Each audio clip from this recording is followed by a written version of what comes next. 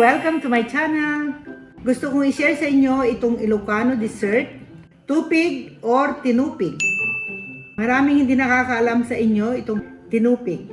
Nagawa ito ng malagkit at niyog.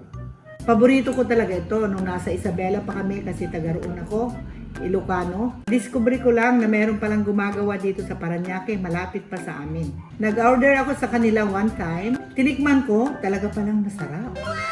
Brings back the memories of my childhood days. Since then, paulit-ulit na ako nag-order sa kanila kasi naman talagang masarap. Gusto kong i-share sa inyo gaano kasarap ang pinagmamalaki naming mga Ilocano.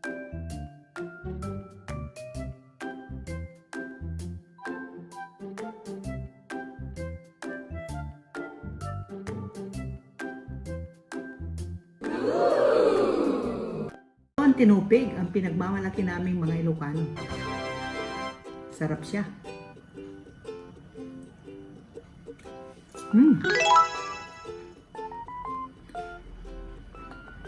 Sarap.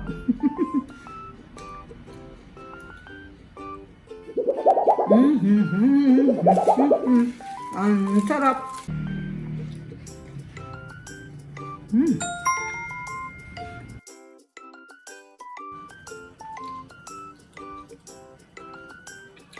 Tamtama ng timpla, talagang sarap. Sarap gumawa nung binibilang ko na yun. May pagmamalaki mo, may re-recommenda mo talaga. Lahat na. Sulit talaga sa murang halaga.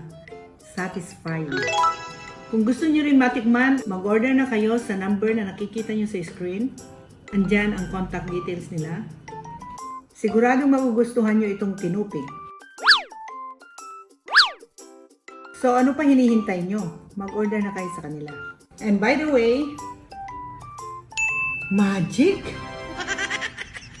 Aside from tinupig, meron din silang mga ibinebentang DIY pots or homemade pots.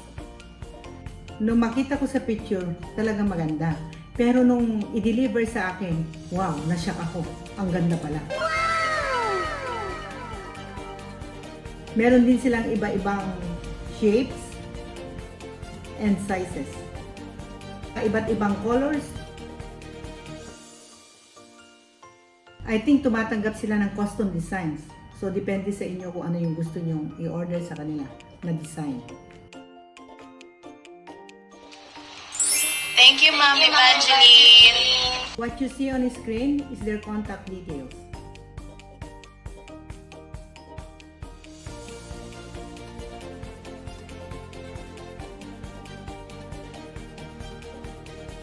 See you again next time, and hopefully ma-feature ko ulit sila for the second time. This is Evangeline saying, eat well, keep safe, and God bless. Bye!